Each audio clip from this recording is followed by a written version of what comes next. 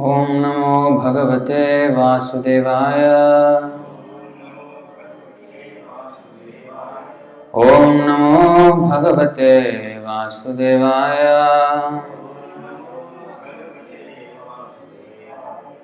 ओम नमो भगवते वासुदेवाय। ओम अज्ञानतिमिरान्धस्य ज्ञानाञ्जनशलाकया चक्षुरुन्मीलितं येन तस्मै श्रीगुरवे नमः।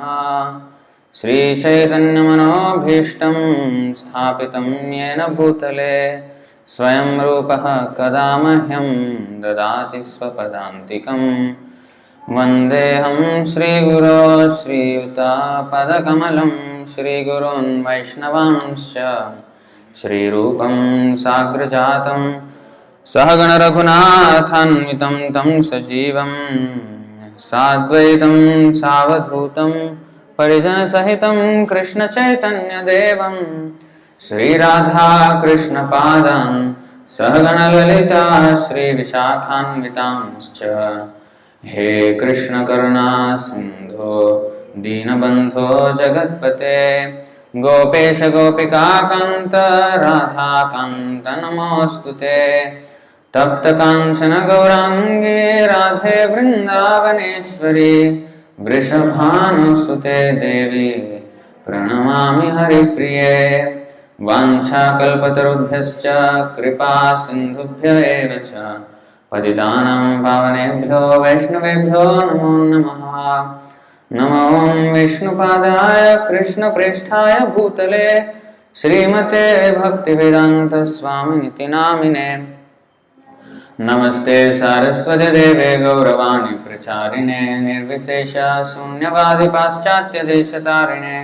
जय श्री कृष्ण चैतन्य प्रभु नित्यानंद श्री अद्वैत गदाधर श्रीवासादि गौर भक्त वृंद। हरे कृष्णा कृष्ण कृष्णा हरे हरे हरे राम राम राम हरे हरे। हरे Krishna.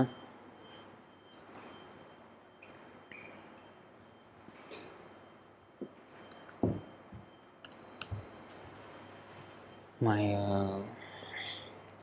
in the table, my first drawer, main drawer, in the iPad.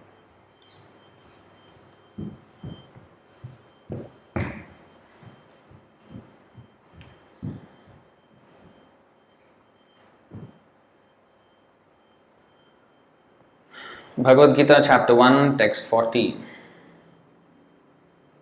Adharma abhibhavat Krishna pradushyanti kulastriyah strishu dushtasu varshneya jayate varna संकरः।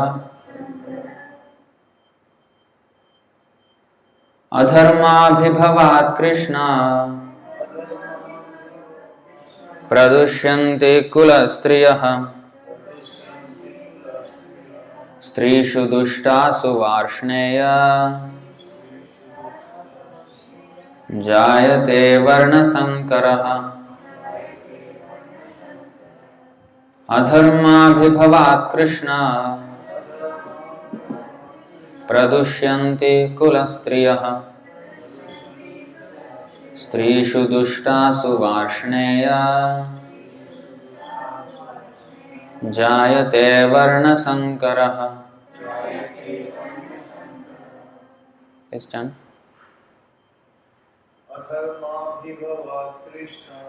अधर्माभिभवात् Krishna प्रदुष्यन्ते कुलस्त्रियः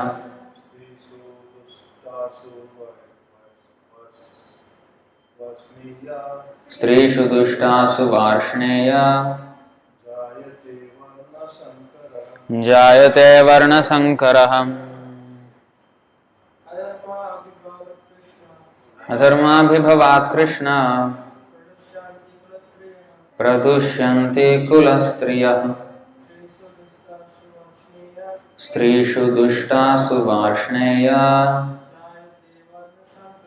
जायते वर्णसंकरः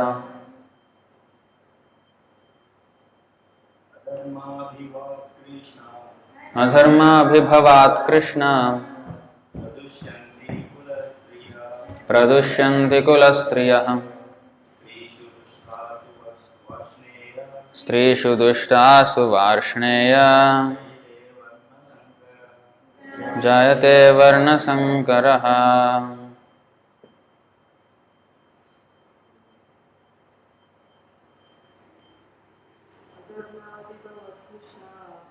अधर्माभिभवात् कृष्ण प्रदुष्यन्ति कुलस्त्रियः स्त्रीषु दुष्टासु वार्ष्णेय जायते वर्णसंकरः अधर्माभिभवात् कृष्ण प्रदुष्यन्ति कुलस्त्रियः स्त्रीषु दुष्टासु Varshney. In the same drawer there is a blue zip bag. Bring that one. Adharmabhibhavat Krishna Pradushyanti kulastriyah Strishu dushtasu varshneya Jayate varna sankaraha.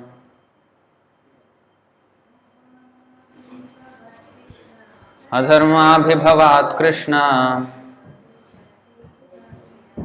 Pradushyanti kulastriyah Strishu dushtasu varshneya Jayate varna sankaraha. Adharmabhibhavat Krishna.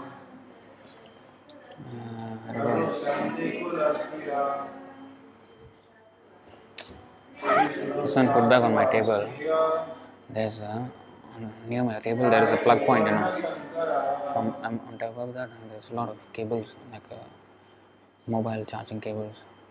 You bring the apple one, white color.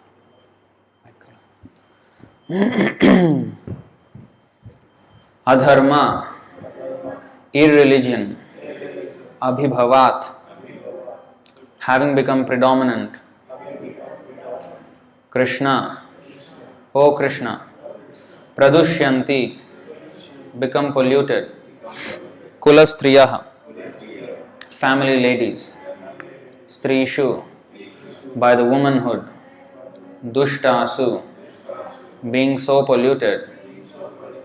Varshneya, O descendant of Vrishni. Jayate, comes into being. Varna Sankaraha, unwanted progeny.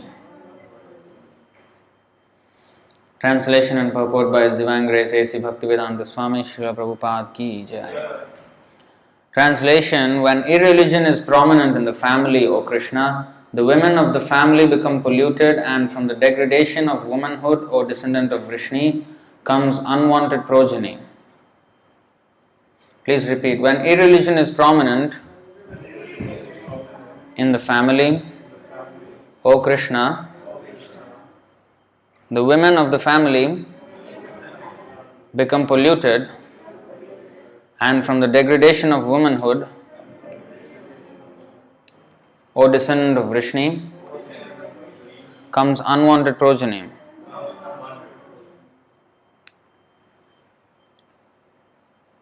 Purport: good population in human society is the basic principle for peace, prosperity, and spiritual progress in life. The Varnashram religion's principles were so designed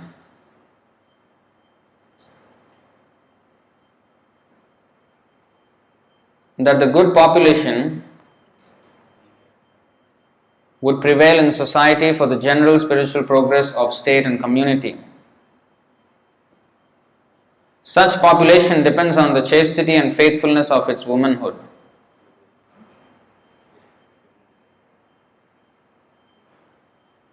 As children are very prone to be misled, let's read it again. The Varnashram's religion's principles were so designed that the good population would prevail in society for the general spiritual progress of state and community. Such population depends on the chastity and faithfulness of its womanhood. As children are very prone to be misled, women are similarly very prone to degradation. Therefore, both children and women require protection by the elder members of the family. By being engaged in various religious practices, women will not be misled into adultery. According to Chanakya Pandit, women are generally not very intelligent and therefore not trustworthy. So the different family traditions of religious activities. Come on, what is this going on here?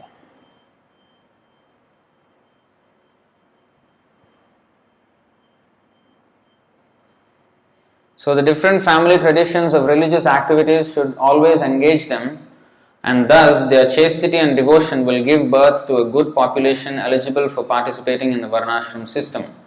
On the failure of such Varnashram dharma, naturally the women become free to act and mix with men, and thus adultery is indulged in at the risk of unwanted population. Irresponsible men also provoke adultery in society, and thus unwanted children flood the human race at the risk of war and pestilence. So we will just continue to the next two verses also, because it's a continuation of what is the consequences of this. This is a very important topic actually. Sankaro narakayaiva kulaghnaanam kulasya cha patanti pitaro hyesham lupta pindodaka kriyaha. An increase of unwanted population certainly causes hellish life both for the family and for those who destroy the family tradition. The ancestors of such corrupt families fall down because the performances for offering them food and water are entirely stopped. According to the rules and regulations, purport, according to the rules and regulations of fruitive activities, there is a need to offer periodical food and water to the forefathers of the family. This offering is performed by worship of Vishnu, because eating the remnants of food offered to Vishnu can deliver one from all kinds of sinful activities, sinful actions. Sometimes the forefathers may be suffering from various types of sinful reactions, and sometimes some of them cannot even acquire a gross material body and are forced to remain in subtle bodies as ghosts. Thus, when remnants of prasadam food are offered to forefathers by descendants, the forefathers are released from ghostly or other kinds of miserable life. Such help rendered to forefathers is a family tradition, and those who are not in devotional life are required to perform such rituals. One who is engaged in the devotional life is not required to perform such actions. Simply by performing devotional service, one can deliver hundreds and thousands of forefathers from all kinds of misery. It is stated in the Bhagavatam, Canto 11, Chapter 5, Text 41, Devarshi bhutapta nirinam pitrinam naking karo nayam vrinicha rajan sarvatmanayah sharanam sharanyam gato mukundam parihritya kartam. Anyone who has taken shelter of the lotus feet of Mukunda, the giver of liberation, giving up all kinds of obligation, and has taken to the path in all seriousness, owes neither duties nor obligations to the demigods, sages, general living entities, family members, humankind, or forefathers. Such obligations are automatically fulfilled by performance of devotional service to the Supreme Personality of Godhead. 42. Doshairetaihi kulagnanam varna sankara karakaihi utsadyante jati dharmaha kula dharmascha shashvataha. By the evil deeds of those who destroy the family tradition and thus give rise to unwanted children, all kinds of community projects and family welfare activities are devastated. Purport. Community projects for the four orders of human society combined with family welfare activities as they are set forth by the institution of Sanatana Dharma or Varnashram Dharma are designed to enable the human being to attain his ultimate salvation. Therefore, the breaking of the Sanatana Dharma tradition by irresponsible leaders of society brings about chaos in that society, and consequently people forget the aim of life, Vishnu. Such leaders are called blind, and persons who follow such leaders are sure to be led into chaos. So, going back to the first verse of today, chapter 1, text 40, there is a very important consideration. See, when Arjuna was declining to fight, the considerations that he put forward were not out of place. They were actual, genuine considerations. Just that there is a higher principle which Krishna later on explains about the soul. But even having understood that one is the soul and not the body, as long as we are in this material world, we have to conduct ourselves according to the rules of the Varnashram system. The Varnashram system is the scientific division of human society into 4 social orders and 4 spiritual orders.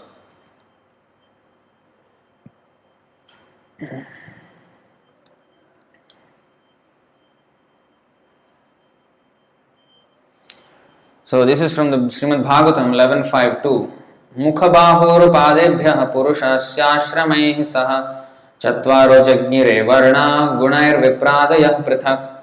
So there is ashrama and there is varna. So chatur varnyam maya srishtam. Varna means the social orders and ashram means the spiritual orders. That's why together it is called varna ashrama. Varna ashrama. So the 4 social orders, that means in society, are Brahmana, Kshatriya, Vaishya and Shudra. These orders are based on the qualifications of the particular class of people and not by birth, as commonly misunderstood in Hindu faith. That is explained in the Bhagavad Gita, Chaturvanyam Maya Srishtam Guna Karma Vibhagasha. Guna Karma means according to Guna and Karma, Vibhaga. 4.13 if you go and see. Chaturvarnyam maya srishtam gunakarma vibhagashaha tasya kartaram api mam vidya kartaram avyayam. According to the 3 modes of material nature and the work associated with them, the 4 divisions of human society are created by me. See? And though I am the creator of the system, you should know that I am yet the non-doer, being unchangeable.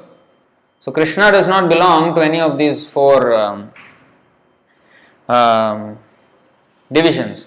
Although sometimes, especially when he came as Krishna, first he exhibited his pastimes as a Vaishya, cowherd boy, and then as a Kshatriya, as a king. Mostly he comes as Kshatriya, but sometimes he came as Vaishya and sometimes he came as Brahmana also. As Parshuram he came as Brahmana, but later on accepted the activity of a Kshatriya. As Vamanadev he came as Brahmana. So he comes in different divisions of human society, but he is not one of them. Avajananti mamudha manushim tanumashritam. We cannot consider him, he is a Kshatriya or a Vaishya or nothing. What to speak of even Krishna? Even a devotee we cannot consider like that. Vaishnave jati buddhi yasya va naraki saha.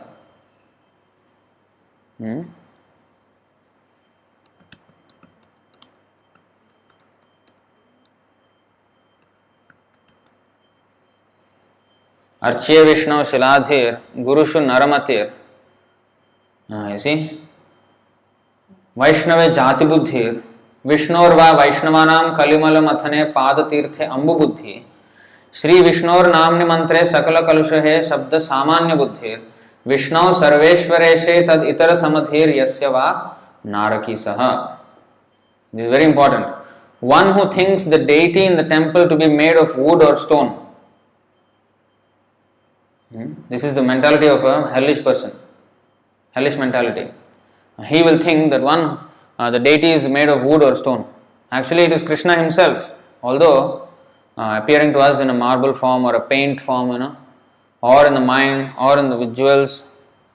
Now, this Archa Murti is the same as Krishna. It is not said that this is a representation of Krishna. No, Krishna himself. So one who thinks the deity in the temple to be made of wood or stone, who thinks of the spiritual master in the disciplic succession as an ordinary man, who thinks the Vaishnava in the Achyuta Gotra, to belong to a certain caste or creed, or who thinks of Charanamrita or Ganges water as ordinary water, is taken to be a resident of hell. So we cannot think of a Vaishnava as belonging to a particular race or a caste or creed. See?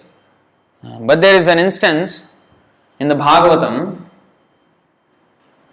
where Romaharshana Sutta,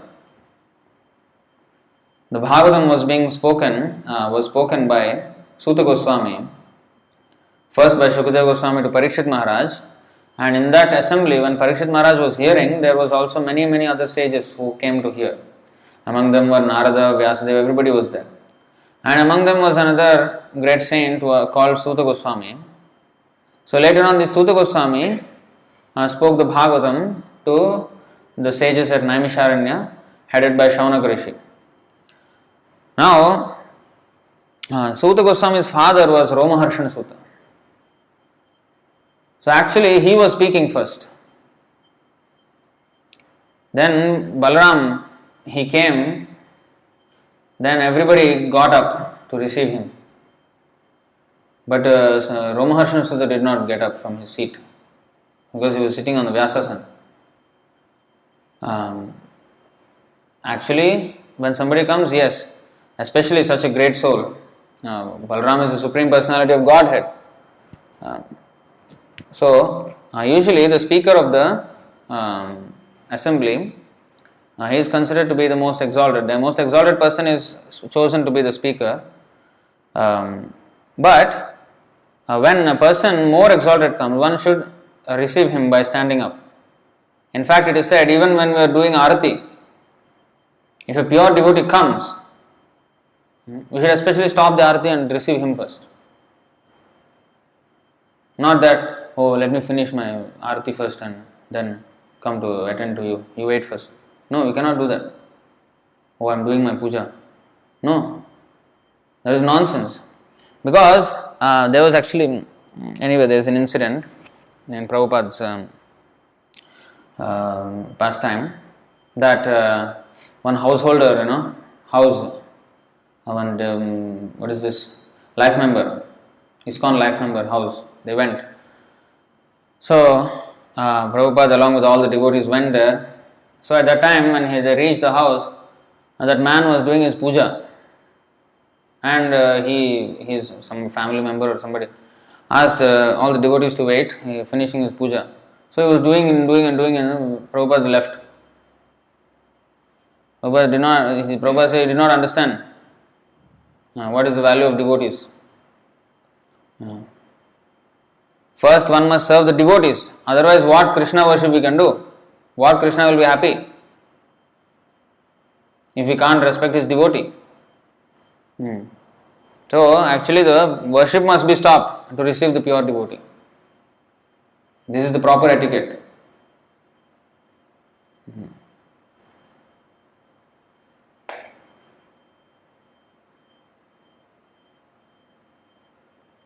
So, one who thinks the spiritual master to be an ordinary person, he is a resident of hell. And one who thinks of Vaishnava also as a jati, that is also.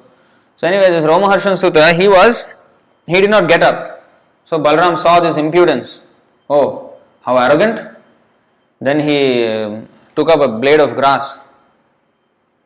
And with just a blade of grass, he threw at the Romaharshana Sutta, and Romaharshana Sutta died. He was beheaded just by a blade of grass. So there he is called, then especially Balaram mentioned, oh, he is Suta. Suta means one who is not properly born, not born of a proper combination of parents. What's going on?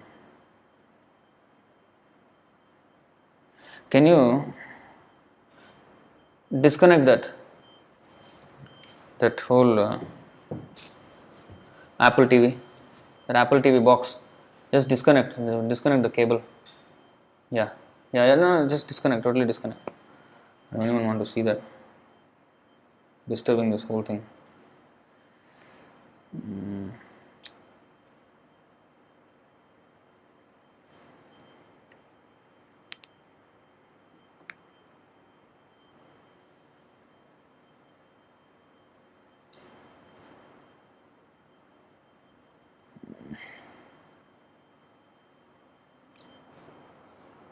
Why is this coming up? Weird.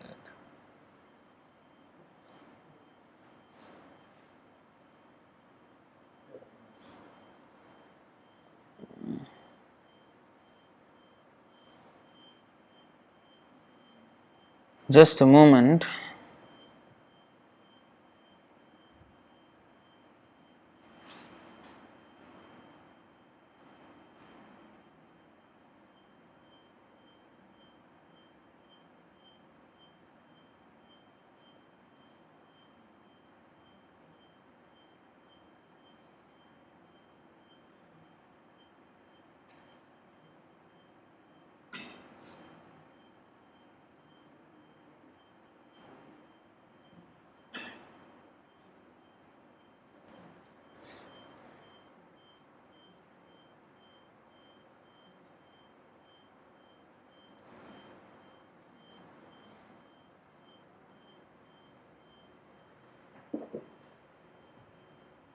Okay.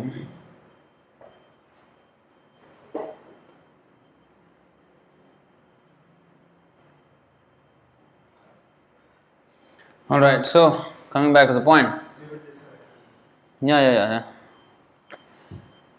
So coming back to the point, Suta, Balram mentioned the point that Romaharshan was a Suta. Suta means one who is born of a father who is from a lower caste and mother from a higher caste. Now that means he's not a proper cultured person. Why he mentioned? See, Vaishnava is supposed to be seen as Jati Buddhi, Vaishnava Jati Buddhi. If you see a Vaishnava coming from, oh, this is the American Vaishnava, this is a Chinese Vaishnava, Chinese devotee, what Indian devotee, African devotee, this is actually wrong. Maybe for identifying we may say, oh, this devotee from here. But to consider him an African or a Chinese or Indian like that, that is wrong. Devotee is devotee. Body may be this or that. And devotee means you should not consider him again or Jati or oh, he is a Shudra Vaishnava, he is a Vaishya Vaishnava, he is a Kshatriya Vaishnava, Brahmana Vaishnava. No, Vaishnava is Vaishnava. We cannot consider him or Muslim Vaishnava like Haridas Thakur or Muslim Vaishnava. No such thing. Vaishnava is Vaishnava. So to consider him as belonging to a particular caste or section of human society, that is wrong. But in this case, Balram particularly mentioned that he is a Suta. Why? Because of offense. When one offends, then one falls back to his material conditional life. Then his original or his birth or his previous association or whatever association he has fallen into, that becomes remembered. But as long as one is a qualified Vaishnava, it doesn't matter where he comes from. So anyway, so these are offenses. So Vaishnava Jati Buddhi is offense. So these are all things which we have to remember. So going back, so there is Varna and Ashrama system. So you can see here, each of the four social orders headed by the Brahmanas was born through different combinations of the modes of nature from the face, arms, thighs and feet of the Supreme Lord in His universal form. Thus the four spiritual orders were also generated. So from the face Brahmanas, or from the face of the Supreme Lord, the Brahmanas come. From the arms of the Supreme Lord, the universal form, the Virat Rupa. The Kshatriyas come. From the belly or the thighs, the Vaishyas come. And from the feet, the Shudras come. So in this way, the four social orders. And from the four spiritual orders, how are they coming?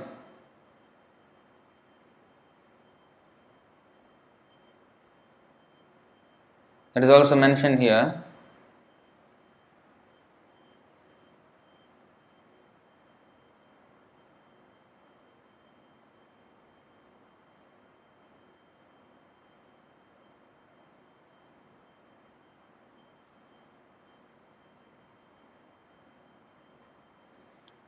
The brahmacharis, this is the four spiritual orders. Four spiritual orders are brahmachari, grahastha, vanaprastha, sannyas. These are the stages in one's life. This is the ashram. Whereas the social order, the division of human society is varna, and the stages of one's ashram or the progressive spiritual, what is called, stage, spiritual progress.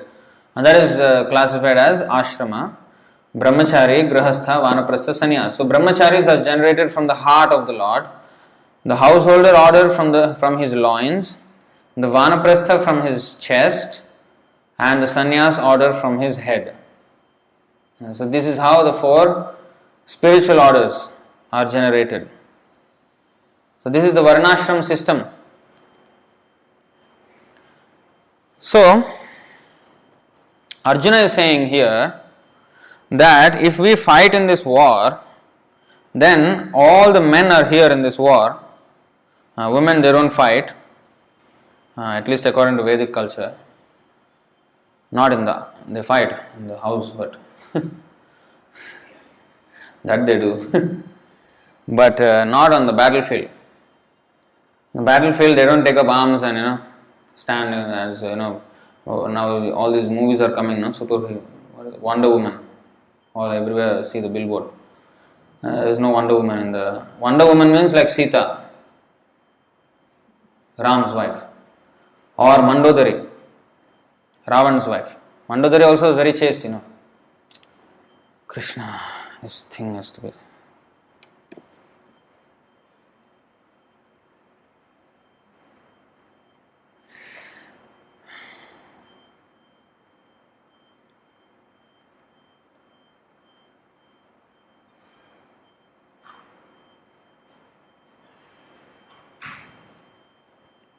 So, and then there are many other, few other women, Gandhari, for example, Dhritarashtra's wife. These women are actually Wonder Women. Not that, scantily dressed and taking a sword and shield, that is not Wonder Woman, rubbish. So, the actual position is this, that the men go to fight, and then Arjuna is saying that whoever will win the war, the women will be left unprotected because the men will be killed. So many men will be killed in this battle. And according to Vedic culture, the women have 3 stages in life. They don't have this brahmachari, there is no such thing as brahmacharini, or vanaprasthi, or sannyasini, there is no such thing. That is only for men. That too, the brahmanas, they go through brahmachari, grahastha, vanaprastha, sannyas. The kshatriyas, they go brahmachari, grahastha, vanaprastha only. No sannyas for kshatriyas. That's why you see Pandavas, they went to the Himalayas with the wife, Draupadi. So they did not take sannyas. Sannyas means you cannot see the wife anymore. So, and for Vaishyas, brahmachari, grahastha. No vanaprastha also. And for Shudras, only grahastha. There is no brahmachari also. So today's world, there is no brahmachari training. Where anybody, brahmachari means not just being a bachelor. Sometimes Indians, they think like, brahmachari means just being a bachelor, not marrying means brahmachari. No. Brahmachari gurukule. Brahmacharati iti brahmachari. One who is treading the path of spiritual life, he is a brahmachari. Brahmacharati. Brahma means spiritual path. He is brahmachari. And celibate. So, that is brahmachari. Then, For Shudra, there is no brahmacharya also, just grihastha, whole thing in the house only. Or preparation for a household role, that's all, nothing. There is no spiritual aspect of life. That is Shudra. But if the higher three orders, Brahmana, Kshatriya, Vaishya, they are spiritually oriented, actually doing their job, especially the Brahmanas, then the Shudras also, by listening to the discourses of the Brahmanas, they also become elevated. That's why previously there was Ram Katha or Krishna Katha or Mahabharat Ramayana. There is always some discussions, Puranas. In the evening, there was no television. There is no Netflix. People used to come, assemble every morning, evening and hear about at least in the evening. Morning also, but usually morning people are busy. Brahmanas, they all do that. But for others, for the rest of the people, usually in the evening is recreation time. So instead of watching stupid movies or serials, they come together and hear about these katha, or some dramatic performances will be enacted. Some dance performance based on Ramayana, Mahabharata and the Puranas, all the pastimes of the Lord, not some pole dancing. What? Not some ballet dancing. All the traditional dances based on spiritual pastimes of the Lord. So in this way, in the form of entertainment, people are always reminded of the pastimes of the Lord. So in this way they can remember the Lord always.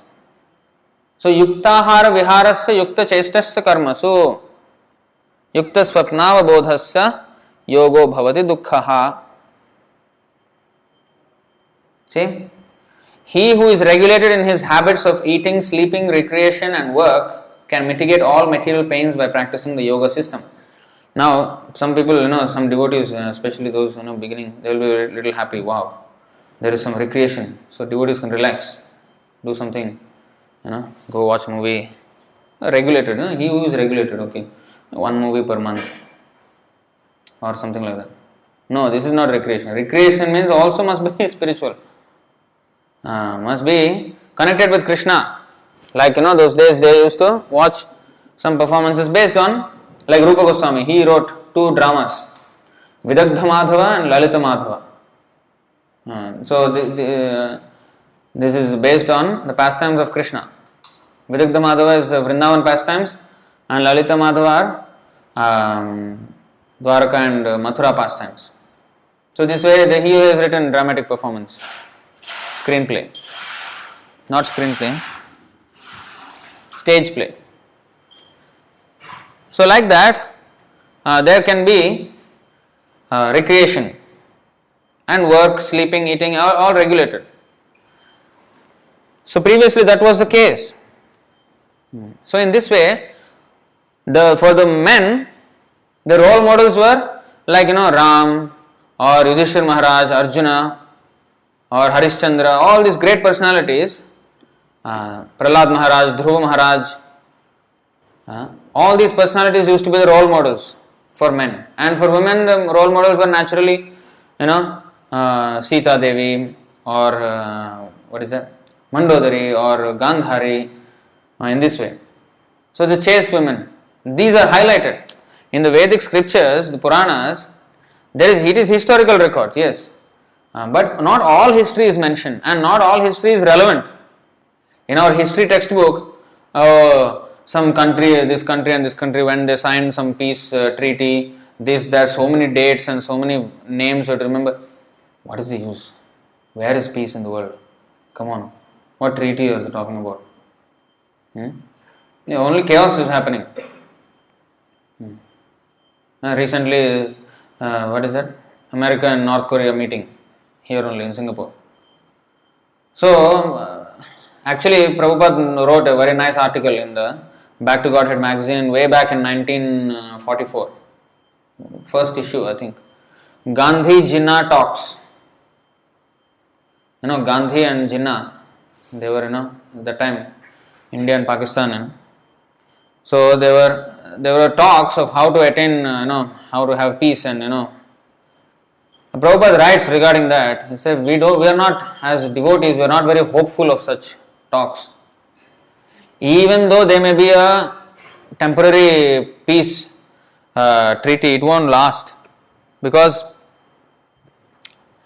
as long as the sense gratification is the aim, there will be no peace. Yeah. Because I want to be happy in this way and you want to be happy in that way.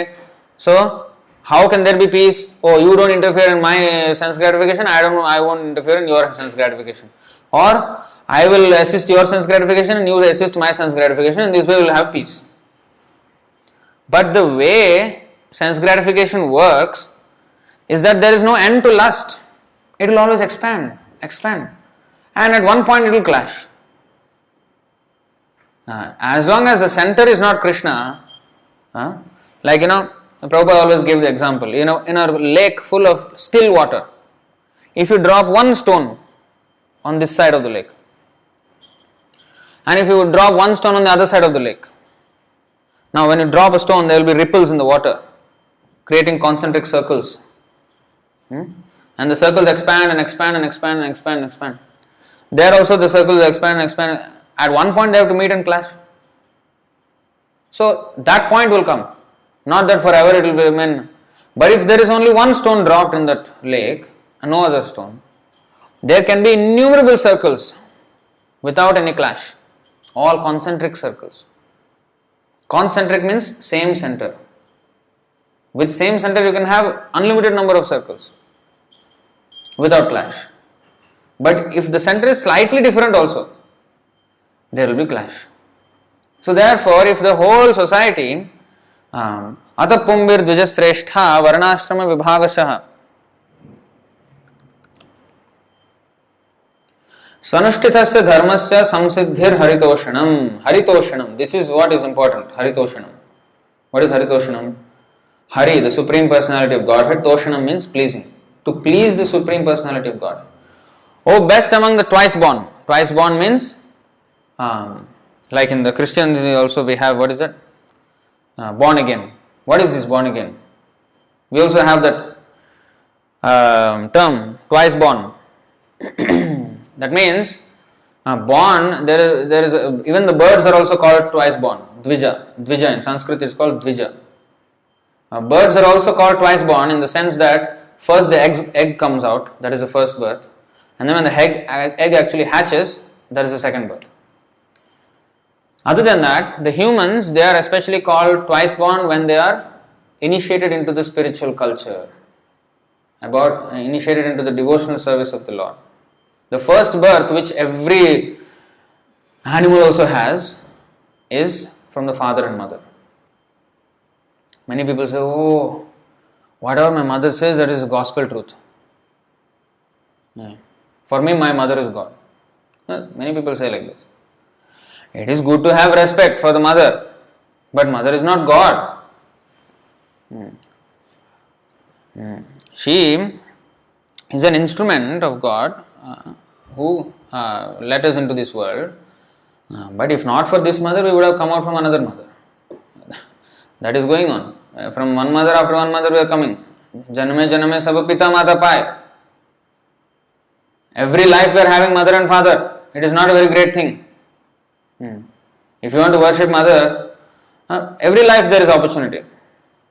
But if you want to worship Krishna, Guru Krishna nahi mile bhaja hari jaye. Janame janame sab pita mata pai. Every birth you can get pita mata. Even if I am a dog, I will get my pita mata. Even if I am an ant, I will get my pita mata. Even if I am maybe Brahma, I don't get mata. I get pita only. For Brahma, he was called self-born, Swayambhu, because he did not take birth from a mother. He took birth from the lotus flower that was coming out from the navel of the Vishnu. But otherwise, if not for that exalted soul, usually it is Pita Mata.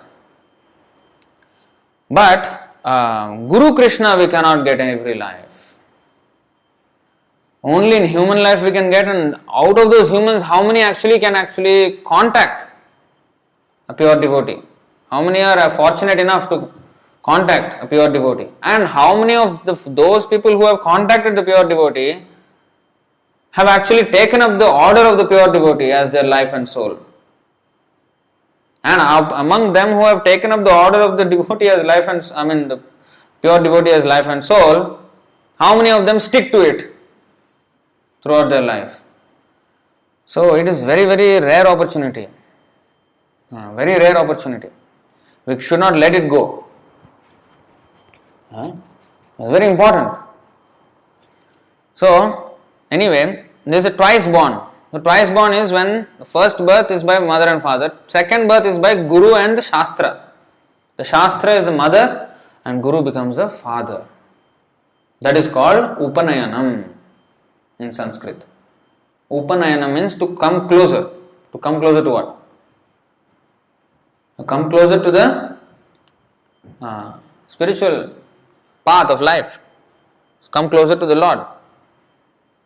That is when we actually take up the cause, not simply some social function. Nowadays it has become social function, this Upanayanam, this sacred thread ceremony. I also went through this. When I was 10-year-old boy, I got my so-called thread. I wouldn't say it was sacred because it did not mean anything actually, as I later found out from Prabhupada's books. So that is explained in the Bhagavatam. Brahmane sutramevahi, Vipratve sutramevahi. In Kali Yuga, Brahmana is known by just one thread. Oh, you have thread. Oh, you are Brahman. Panditji. Just thread become Pandit. Any rascal can put one thread and he become Pandit. So that is what is happening. But actually, this is just like for example, you go to the university, right? How many thousands of dollars you spend, and after we study the whole thing, what we get on paper, little bit thicker paper than the one which we have. That's all. That one also we can buy, a little more expensive than normal paper. That's all. Written that this so and so has completed this course. You think I cannot print that in the printer here? In the Photoshop I can make one nice certificate better than the university one also. I can print and I can show everybody. You may say, why you are spending thousands of dollars for this paper which I can get for $3 maximum. Okay, best paper means $10. I can get one paper. No paper will be more expensive than $10 this size. So, why should I spend thousands of dollars? Because the certification is not in the paper. That is a representation of the qualification of the person. The representation of a qualification. A qualification the person should have. Similarly, the thread is a certification that this person has genuinely taken to the spiritual path under the guidance of a bona fide spiritual. He is now under the guidance of a bona fide guru. Not that he has achieved some kind of degree or something. Initiation means just beginning. He is admitted into the spiritual path. There is an admission, that's all. So, like that is called actually Brahmana. And in that, what is the admission means? There has to be study under the Brahmachari Gurukule. Now he goes to the Gurukul and he learns from the spiritual master this whole science. So this is twice born. So, best among the twice born, that means, Brahmanas. So there is Brahmana is a twice born, Kshatriya is a twice born, and Vaishya also is twice born. They all have this thread. They can have thread. Shudra does not have. So among the three types twice born, the Brahmana is the best because he is more learned in all the Shastra. It is therefore concluded that the highest perfection one can achieve by discharging the duties prescribed for one's own occupation according to caste divisions and orders of life is to please the personality of Godhead. Varnashrama, just now we have discussed. Varna means the social orders, ashrama means the spiritual orders. So the perfection of such activities of Varnashrama activities is to please the Supreme Personality of Godhead, Krishna. So Hari Toshanam, the whole purpose of the civilization is to please Hari. So this we should not lose track of. So the whole structure is so made that Hari is satisfied. So the Brahmanas, they talk, they speak about the Lord. They are so busy that they don't earn a livelihood also. And others like Vaishyas or Grahasthas, they maintain. They supply whatever necessary. No, don't work. You just preach about the glories. So this is how it should be. So the women, the children, the Shudras, everybody can uplift themselves by hearing the discourses. Every evening they used to go like that. Assemble in the village, open area. But you see here Arjuna is making the point that if the men are killed in the battle, then the women are there, because women, there is only 3 stages. There is no brahmachari, grahastha, all this for women. First, when she is small, she is protected by the father, under the care of the father. Second stage, when she has come of age, then she is protected by the husband. And when she is older still, then she is protected by the sons, grown up sons. So this way the woman is always protected under Vedic culture. But if the men, Arjuna is saying, are killed in this battle, then who will protect the women? So it is said that just as children are prone to danger, children, if you leave them, they will just walk onto the road or something, or they will fall from the staircase or something, So children are always prone to danger. You always must take care of them. Similarly, it is said that women are prone to degradation. They can easily be swayed by a man. And by such degradation, there will be pollution of womanhood. There will be unwanted children, not from proper marriage. So such kind of children create havoc. There is a nice example in the Mahabharata, Karna. Karna was very, very qualified as a person. He was very charitable, he was very honest, all these things were there. He had many, many good qualities. Very, very strong, very skilled in his archery and his fighting. He was A1 in everything. In fact, he was born from the sun god, His father is a sun god and his mother was Kunti. But he was the son of Kunti before she married. Not out of proper marriage. So therefore, although being so qualified, he was never fortunate. He was always unfortunate. And not only that, he also caused a lot of damage by taking sides with Duryodhana. Of course, Duryodhana was of proper marriage, but still, Karna, we can see his life, how it is. Of course, if one takes to devotional service, these things are overlooked. He transcends. When one becomes a devotee, devotee of Krishna, then he transcends all these imperfections in one's life. But as long as one has not taken to Krishna consciousness, then these are to be considered, these factors. And in the social fabric of society, these are all important elements. And if they are not in order, there will be chaos, there will be disruption.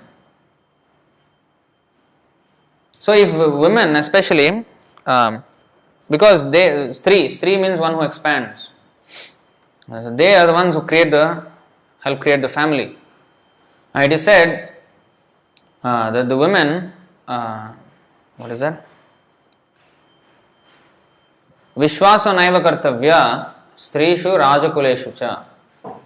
Chanakya Pandit has said, one cannot trust a woman and a politician. This is the injunction. Because it is said the women are not very intelligent actually. They are lesser intelligent. That is their body type. Of course, now if you say this, people will create a big uproar. Oh, men and women are equal, this, that. The other day I was walking on the road. There was I think society or some body, organization, or I don't know, it's a government's body or what. It is said, what is that? Something to the effect that women's empowerment, something society.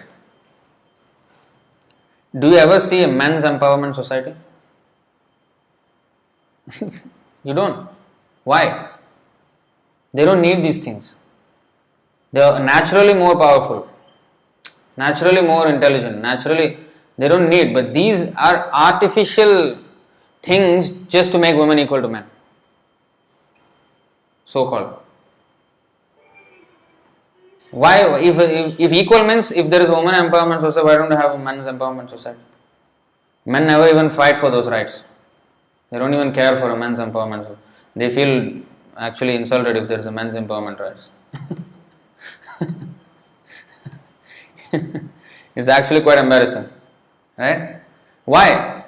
There was a video which was made as a prank, but also as a educational. Somebody showed me this, I think last year or 2 years ago. This man and woman, okay, they were acting it out on the street. There were hidden cameras from far, they were. So what the act was, the first instance was the man was abusing, it's like a boyfriend or girlfriend, something like that, or husband, wife, whatever it is. They were playing that role. So the woman, the man was abusing the woman, was shouting at her, and was pushing her, shoving her, and pushing her to the wall, and this. Everybody was like coming to help the woman, and then fight with the man, whether man or woman. Everybody was like quite disturbed with the whole scene. What is this? Because on the pavement, it was in public, and they were shooting from remote cameras. So everybody was like very angry and taken aback, and some men were trying and pulling him off and shoving him aside, and then they were consoling the woman like that. So all the drama ended and something. After some time, the same two women, man and woman, the same couple, passing by. This time, the woman was abusing the man. Was pushing him, or shouting at him, and slapping him, and turning his ear, and then kicking him. Everybody was laughing at the guy. Nobody came to help the guy. To show the reaction. So they wanted to make a point that see, if a elder, even in bullying, if a elder boy he bullies a younger boy, of course everybody will go and support the younger boy because hey, what are you doing? Throw the. But if a smaller younger boy is challenging an elder boy, they will actually clap. Wow, this guy is very brave, or something like this. So that means the weaker is always supported. So you can see by the natural reaction, actually man is the stronger sex. And also by intelligence we can see, if you see any inventions or any even among the scientists or whatever, you hardly find a woman scientist or a mathematician who's very exceptionally. There is a woman. What is her name? Shakuntala or something. There was a mathematician woman. No? There was very rare. Like there's the story of Kalidas. That woman, his wife, was so pandit, so scholar, actually. So how she got married? So she was a princess, and she was very scholarly. So she announced, or her father announced, that whoever can defeat her in logical argument will be able to win her hand in marriage. So many people came, many Brahmins came, who wanted to marry. And they tried to debate, and everybody lost, and nobody could win her in argument. So everybody was like very frustrated. So they were going back So this group of friends, Brahmins, they were all walking back. Then they saw a man sitting on a branch of a tree. You know how he is sitting? The tree is there, branch is here. He was sitting on this branch and cutting the branch with his saw. Then they saw, and the Brahmin said, "Hey, fool, you will fall down like that, At least sit on the other side." He did not even say. He just said, "Hey fool, what brains you have? You will fall down." Then he just saw the Brahmin, he just went continue. And then when the branch broke, he fell down. Then he immediately went to the Brahmin. Sadhu, Pandit, how did you know I will fall down? You must be a great astrologer. I said, then all the Brahmins look at themselves. Oh, I think this is the right candidate for that princess. This person should marry the princess. Then they made a plan. They told the man, okay, you know what?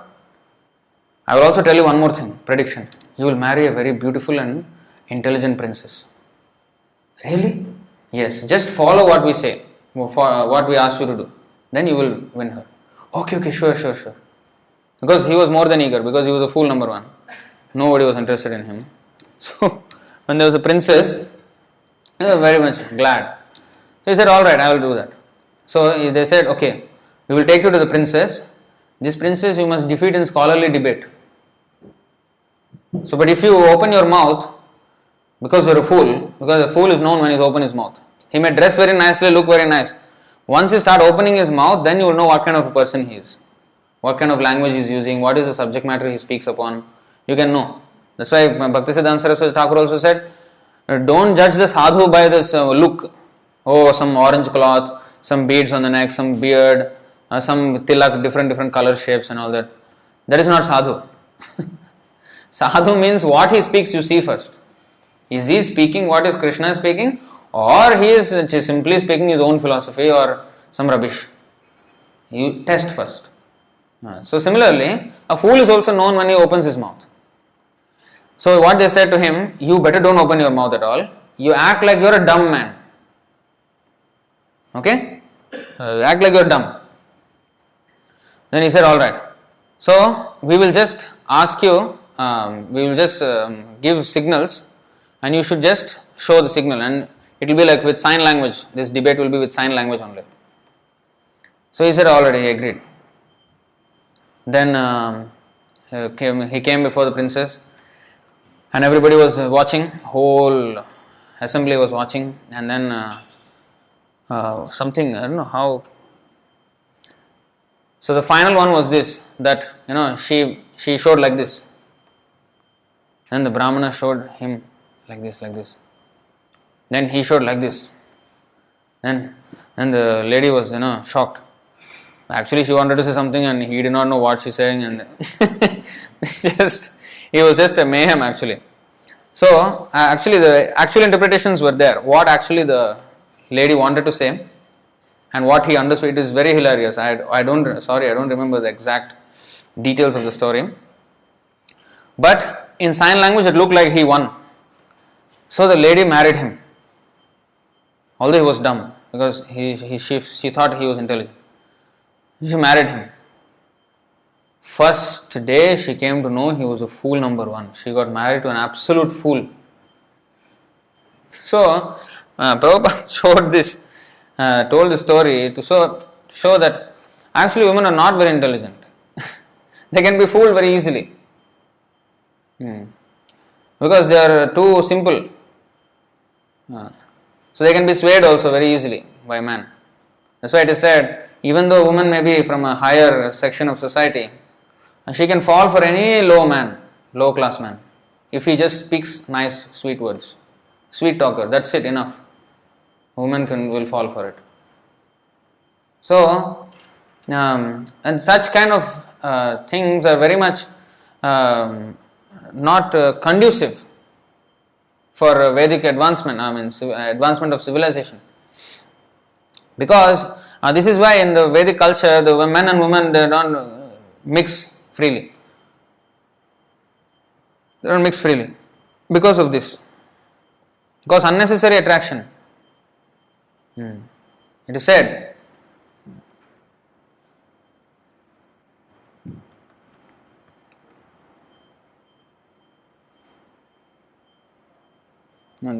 first we go to this one also, we will see. Matra swasra duhitra va naviviktasano bhavet balavan indriya gramo vidvansam api karshati. One should not allow oneself to sit on the same seat even with one's own mother, sister or daughter, for the senses are so strong that even though one is very advanced in knowledge, he may be attracted by sex. Then we have Nanmagne pramada nama ghritakumbha samah puman sutamapi rahojahyad anyada yavadartha krit. Woman is compared to fire and man is compared to a butter pot. Therefore, a man should avoid associating even with his own daughter in a secluded place. Similarly, he should also avoid association with other women. One should associate with women only for important business and not otherwise. So, this is what is the instruction of the Shastras. So, free intermingling between man and woman is not allowed because of this reason. There is recently, I think in 2017, it was one of the 10 top videos of the year on YouTube. YouTube's 10 top videos, and they come up with this all kind of statistics anyway. So this video was made in India, and it's a very misleading video actually. The subject was there was a mother and daughter. The daughter is grown up, she is a youth, maybe in her university or just started working or something like that. And the mother was elderly. And the daughter actually, the mother finds, it's a very short movie, like maybe less than 10 minutes or what.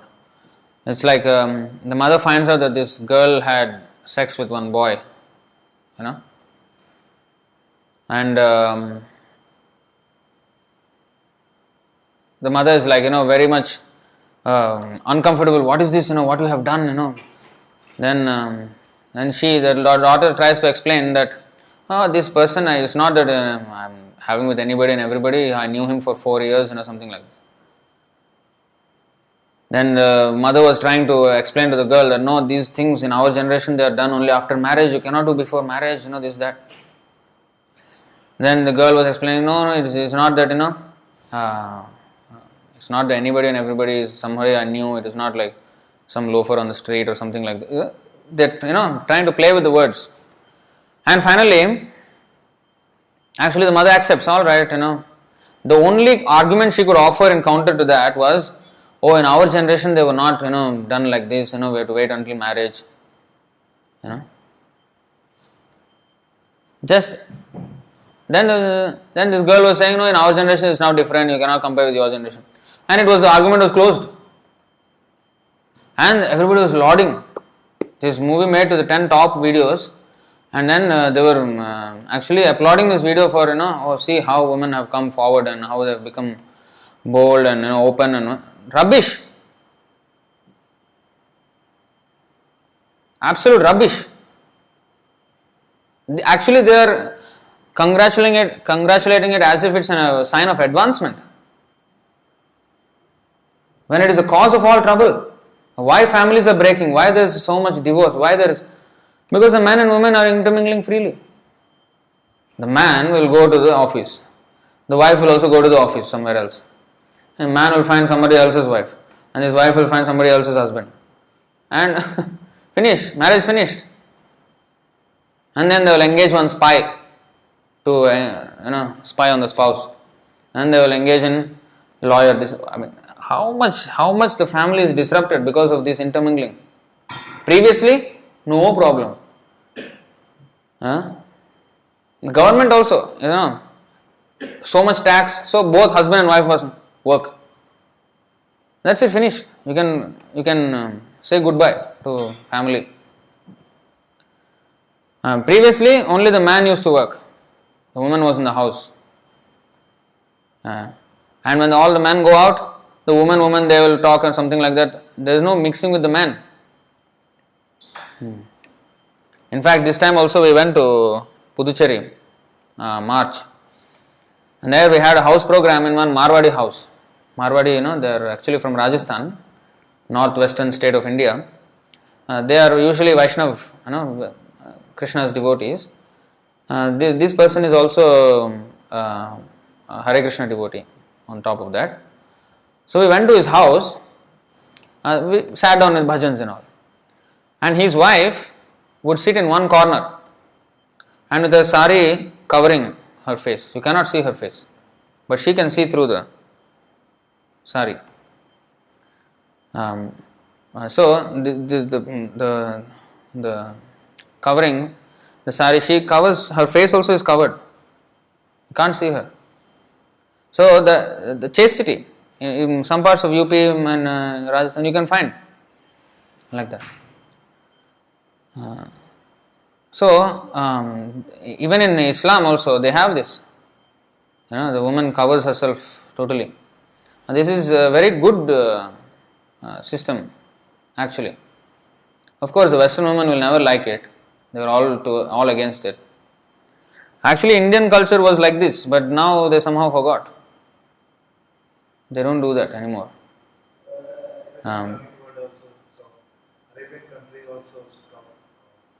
Stopping, huh? You're coming from there only, just. So, you see, that is the degradation, how it is happening. So anyway, women are supposed to be protected. Even Kunti Devi. Kunti is another example of a great woman. That kind of woman or Wonder Woman. She, even though her husband passed away, she stayed under the protection of the sons. The Kauravas, when the dice game was played, the Pandavas were banished. But their wife and mother were not banished. But the women left with the husbands. The Draupadi left with the husbands. And Kunti Devi left also with her sons. Because without sons, where she will be? So like that she also left. Although she was not banished into the exile. So she accepted all hardship but stayed in the protection of the sons. So this is an example how one should conduct oneself. Now this feminism has actually very much destroyed. It is not exactly, they may say, male chauvinism. But actually it is not this. The whole Vedic culture is for the betterment of human society to make spiritual progress. And like it or not, the body is different, man and woman. And they have different functions in society. They are not meant to do the same thing. A man cannot give birth. A woman can give birth. The physiology, the psychology, everything is different of the woman and man. And the spiritual inclinations are also different. So, they have different sets of duties to do. And they have to do their own duties. Swakarmana tam abhyarcha. They have to do their own duties and worship the Lord. Not encroach upon other people's duties. It's explained in two places in the Bhagavad Gita. Shreyan swadharmo viguna paradharmat swanushthitat swadharme nidhanam shreya paradharmo bhayavaha. It is far better to discharge one's prescribed duties even though faultily than another's duties perfectly. Destruction in the course of performing one's own duty is better than engaging in another's duties, for to follow another's path is dangerous. So even if a woman says, no, I can be as good as the man or even better than, still your woman will do the job of a woman. Even though you may do it faultily, never mind, you do that. Don't create disruption. Even if you can do something better than the man. Because sometimes they come up with this argument, no, you cannot generalize. Some woman may be better than something, Whatever, whether better or not, You do your own duty. Then the social order will be, if you set one precedence, and others will say, oh, I can also, everybody will start. There is no end to it. Therefore, women should be always under the, and of course, it is not that the man is supposed to abuse that. That's what also happened, especially in India also. Man who is not, one part is the woman has to be chaste, but the other part is the man has to be austere. He has to be very fixed up in the spiritual path.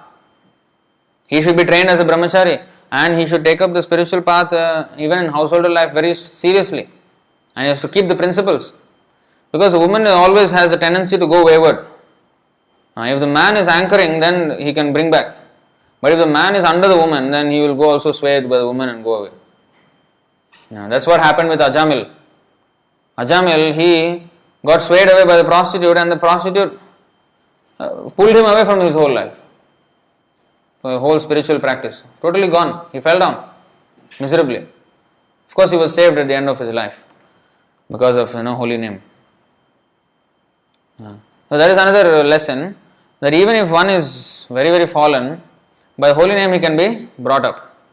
That is there. But why unnecessarily fall down in the first place? Sometimes, when we ask devotees, become brahmachari, no, I am very afraid. Why? Maybe if I want to marry in the future, how? Brahmacharya and grihastha is not an option. You want brahmacharya or grihastha life. Whether you are going to grihastha or not, first brahmachari.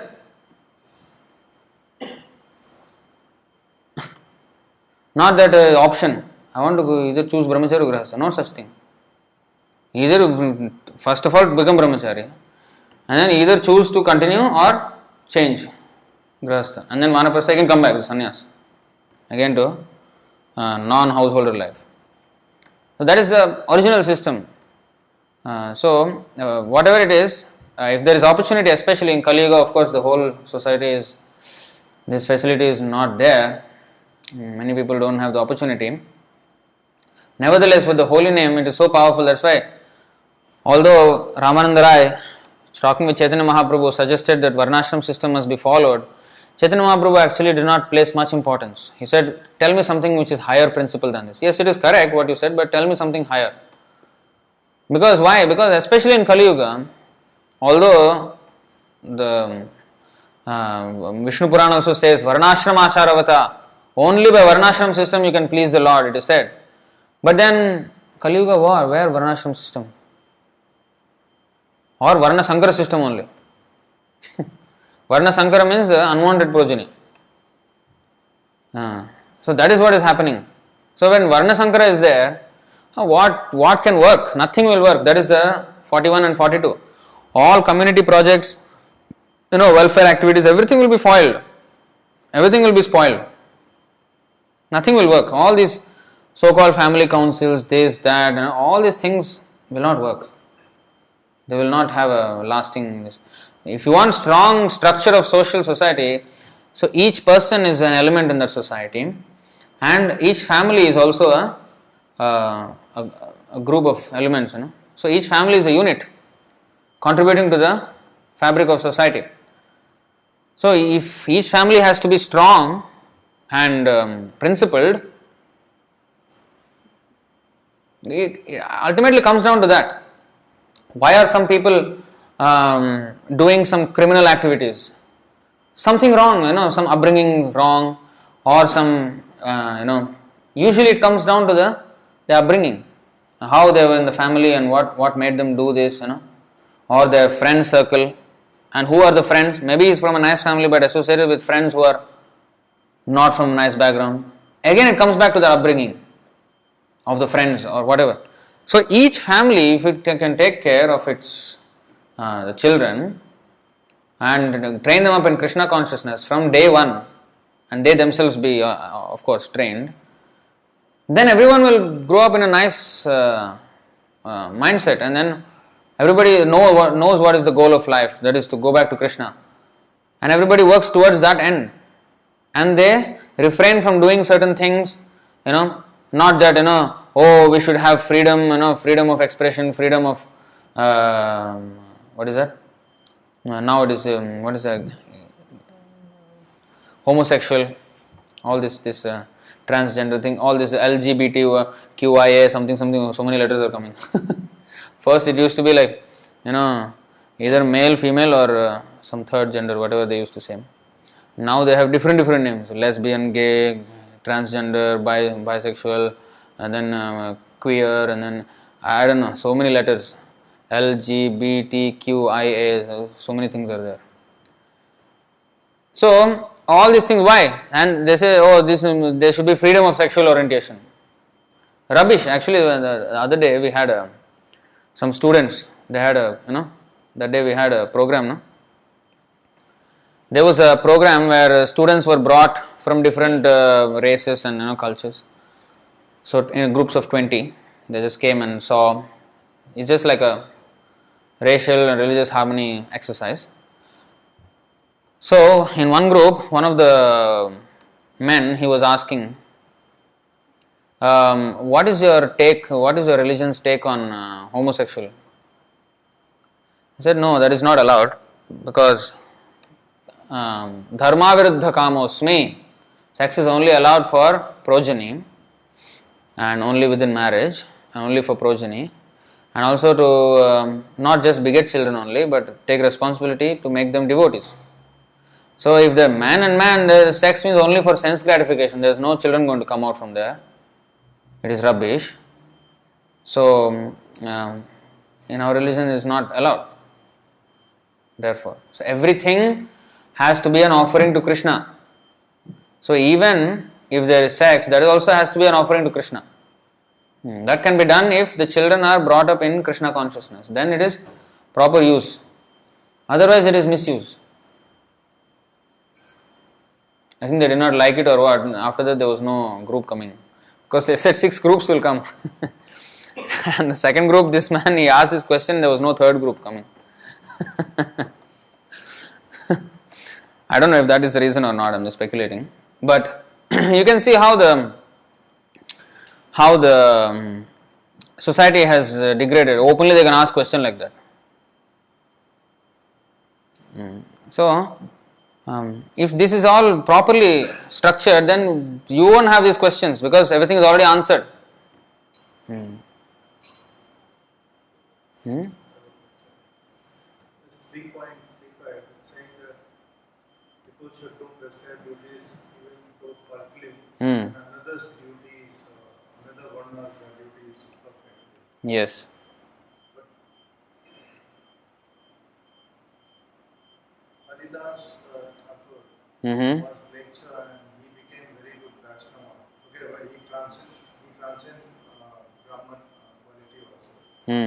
Narottam Das Thakur, Bilomangal Thakur, they were Kshatriya, but they became Vaishnava.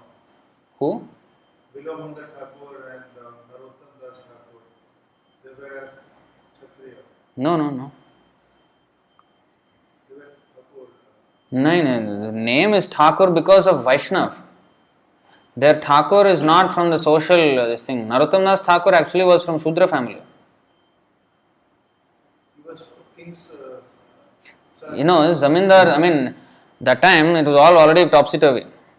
Under the Muslim regime, they were not really. Narottam Das Thakur actually was from Shudra family. In fact, we have written one article, one of the previous issues of a Vaishnava saint section. Narottam Das Thakur actually is from Shudra family. And it is stated that even Bhaktivinoda Thakur, Bhaktisiddhanta Saraswati Thakur are from his family lineage.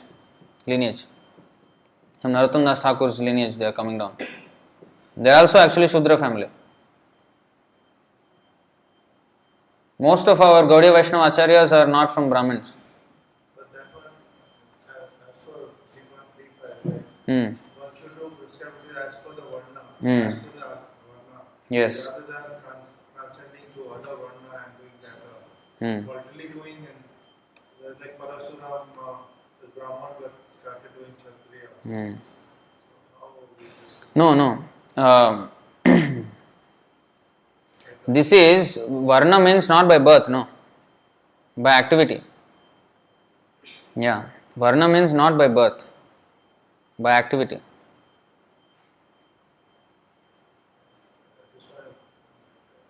Another's duty perfectly. Yes. So if he has the symptom of a Brahmana, then he is a Brahmana. And he is actually not a Sudra. And especially when one becomes Vaishnav, then he transcends all these things. Chanakya Pandit, Chandragupta Maurya was Shudra, he made him Kshatriya. Who? Chandragupta Maurya Hmm. was made Kshatriya. I don't know about his story very much. I don't know about his Chandragupta Maurya's story very much actually. He was from Shudra background? No. No, many instances are there where Gautam Rishi also accepted the Nishadh tribal boy as Brahmana. So there are many instances where, as Ravana's father was actually a Brahmana, but Ravan became Kshatriya. And of course he became demon also. Brahmin and son demon. King Anga was a great saint, son was a demon. Prahlad was a great saint, father was a demon. So it's not that Prahlad, he has to act like a demon only, No, because born in demon family, no, even a devotee also must act like demon only. Not like that. If he is a devotee, means a devotee. He is transcended. And actually the whole purpose, this is again nemagraha. To follow one's own duties, like for example Namaj Haridas Thakur, he was born in a Muslim family. Oh, I am born in a Muslim family, let me remain Muslim whole life. No, that is not the import of this verse. The import of this verse is that if one is qualified, like Arjuna, he was qualified as a Kshatriya, but he is trying to do the work of Brahmana, running away from battle and doing some meditation. What is that? That is what Krishna is condemning here.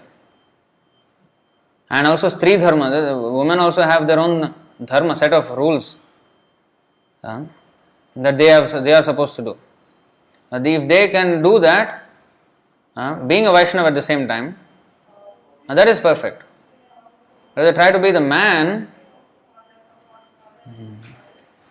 if they try to control and this that, then that is not in order. That is disorder. In fact, once Prabhupada also said that about a particular Mataji, she is very, very qualified. So Prabhupada said to another Prabhu, I think Tamal Krishna, Prabhupada was saying, she is very, very qualified. She is so qualified that only if she was a man, she would have become the temple president. Why did he use that word, only if she was a man? It means that qualification is still wanting. Because women by nature, they cannot be leaders. They can be good followers. But if they try to lead, that's when the whole thing becomes chaos. If they try to pull the strings and call the shots, that is why it is said to associate with women and to persons who are playthings in the hands of women, that is actually a gateway to or pathway to hell. It is very hard to even deal with a person who is in the toy in the hands of the woman. 98%. Yeah, nowadays that is what is happening.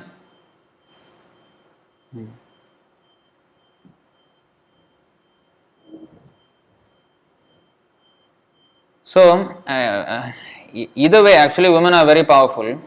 Not only now, since time immemorial, they are very, very powerful. That's why it is said, this verse, no? You know this verse?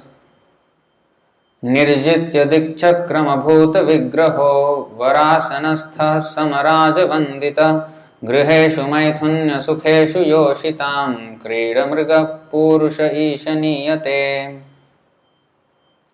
Having conquered the entire circle of directions and being thus free of conflict, a man sits on a splendid throne receiving praise from leaders who were once his equals. But when he enters the women's chambers where sex pleasure is found, he is led about like a pet animal, O Lord. So although he was a big king, big kings all are worshipping him, but when he goes to the women's chambers, when his queen's rooms, where sex pleasure is found, he is led about like a pet animal. So this is how powerful women are actually. Actually, there is another verse also. The great conquerors. The woman is so powerful that just by the movement of her eyebrows, she can control like a puppet, a great conqueror. And Prabhupada always used to give the example of Alexander the Great and Cleopatra. Although Alexander the Great, so great, that Cleopatra was like puppeting him. So, this is the nature. In fact, Prabhupada said this story that this king wanted to make wanted to just find out, because he always saw every time the woman is controlling the man, somehow or other. Either she will control the man by being bossy, or she will control the man by being very, very submissive. So nicely she will serve the man that he will automatically be obliged to listen to her. So he always saw the woman, the man is always listening to the woman. So he wanted to find out if there is any man who doesn't listen to the woman. So he said, alright, let us tomorrow, we will draw a big line, long line, straight line. And whoever is controlled by the woman will stand on that side of the line. And whoever is not controlled by the woman or who controls the woman stand on this side of the line. But everybody should be honest. Alright. Then next day, all the men in the kingdom stood on the other side. Only the king stood on this side. Then that means everybody is controlled by their wife. But king stood on this side. Everybody was shocked. Wow. Please tell us, because we are suffering. How are you doing this? So the king said, no, the reason I am standing here, because my wife asked me to stand here. So, otherwise I will have a hard time later. So actually there is nobody who is without the control of woman. That's why it is said, you can't live with them, you can't live without them. So that's why best thing, if you want to get out of this material world. That's the only way. So it is not about condemning women, but the attachment. Prabhupada said, man is good, woman is good, but to put together will become bad. The lust, Krishna said, Kamayesha Krodhayesha Rajoguna Samadha. The lust is what is bad. That is what makes it bad. The lust, and then leads to anger, greed, envy, madness, illusion. All these things start from that lust. And janasya mohoyam aham mameti. There's all this false sense of proprietorship, false sense of belonging to one's family, community, race, caste, creed, nationality. All these things stem from this one point of karma. So it's very polluting, and it doesn't liberate us from this entanglement of misidentification. So therefore, just as much as woman is attractive to the man, man is also attractive to the woman. So therefore, it is best to keep them separate, and only under very restricted circumstances. That's why there is marriage, sacred marriage, vivaha yagya. Otherwise, there is no need of marriage.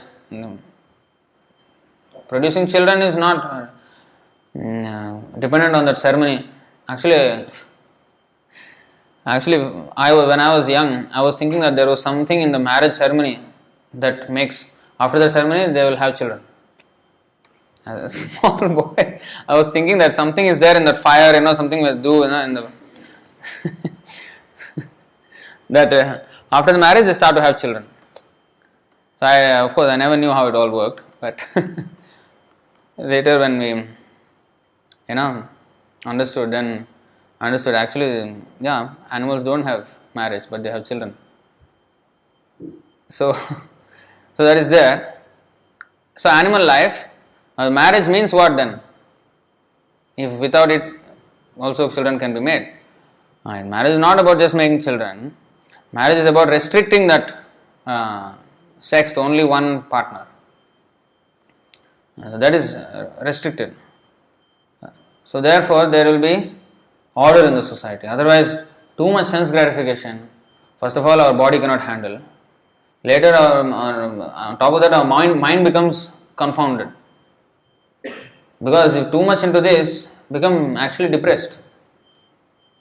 The mind becomes very depressed if you too much into the sex life. It may sound very exciting, but after that it will be depressing. So, excessive indulgence in the senses is always detrimental to spiritual progress. So therefore, we have to follow those rules and regulations, and then there will be order in the society. And when the whole society is in order, then there will be no impediment to grow spiritually. Unfortunately, the present position of society is not like this. Everything is chaos, and we have to make our progress even within these circumstances. Therefore, Chaitanya Mahaprabhu's system, only by the mercy of Chaitanya Mahaprabhu we can go any forward in this path. And moreover, Prabhupada's mercy.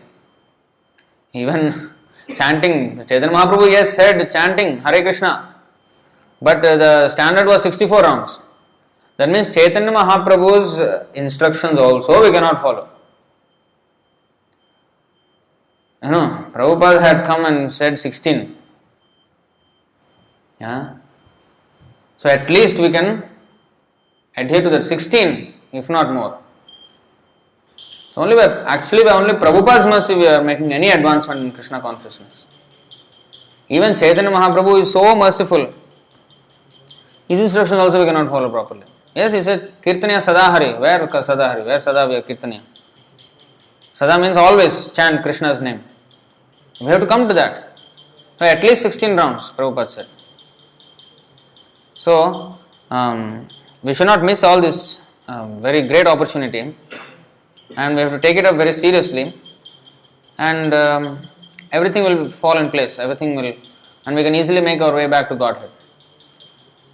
The only best way is to stay in the association of devotees, because otherwise you go outside, the man, woman, everything is just chaos. So always keep to the association of devotees. In the Bhagavad Gita it is said we should be alone, go to the forest, meditate alone. Prabhupada mentioned in the purport of I think 614 or something, if present day man go to the forest alone, he will be thinking, where is the tiger coming, what is that sound, what is that? He is always disturbed. Suddenly meditating, what is that sound? He cannot be like that. Sthitasatma vigata bhir. Vigata bhir means without fear. He cannot have fear. So where my present man is, practiced live like that. And brahmachari vrate sthita, without sex, without fear. Of course, they used to sit on the deer skin. It is said that the deer skin has got some chemical property which does not allow the snakes to come near at all. But then there is tiger, and the lion, the leopard, so many gorilla. Even what insect also can kill. In forest, what kind of things are there? Don't say forest, just go to our farm in Kotatingi. Here you will see maybe one mosquito, a housefly, maximum one bedbug. That's all you will see. Cockroach, lizards. There you see 1.1 million species of insects. When we say, you will get some idea there in the farm. All kinds of insects, all kinds of things are going here and there. The snakes are also. because we're not scaring you up. It's still habitable. But you see how much variety is there. That is just a farm, where there is full building and the civilization around. Just imagine you go into the dense, thick forest where Dhruv Maharaj went as 5 years old. What it was, just total forest. He will be creeping out. What, maybe ghost or what, like an idiot in the forest. So therefore in the Kali Yuga, it is not all. Alone means devoid of materialistic association. Asatsanga tyaga. Asatsanga tyaga, a Vaishnavachar. Abandon the association of non-devotees. Does not mean, non-devotee, I will not go to the MRT, I will not go to the bus, I will not go to this. Not like a maniac, don't become a maniac. Don't associate with means don't overly spend time with them, taking their association. But it is very much encouraged to give one's association to them. That means you meet them, you give prasadam. It does not mean you are associating with them. If you take their food, yes, you are associating with them. But if you are giving prasadam to them, you are giving your association to them. If you are giving a book to them, you are giving your association. That is there. Otherwise, how we will preach? Preach to who? We have to preach to the non-devotees only. Oh, I will not associate. I will not go out. All non-devotees, I will just stay in the temple. What preaching is that? That is not devotee. We go out and give association, not take association. And to be able to give association, we have to be strong. Like it is said, the iron rod, when it is put in the fire, slowly it will become very hot and become red hot. At that time it will act like fire. Wherever you touch, it will burn. And touch and after 1 hour it will no more burning. Become cold again. Why? Because no association with fire.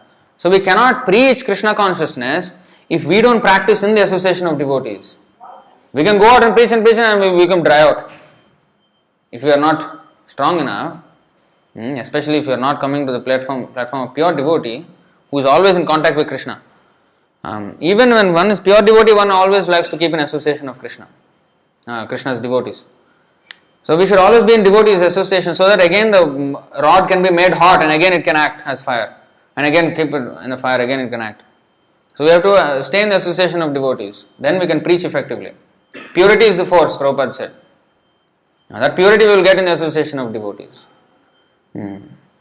So any questions or comments on this topic? This is gone.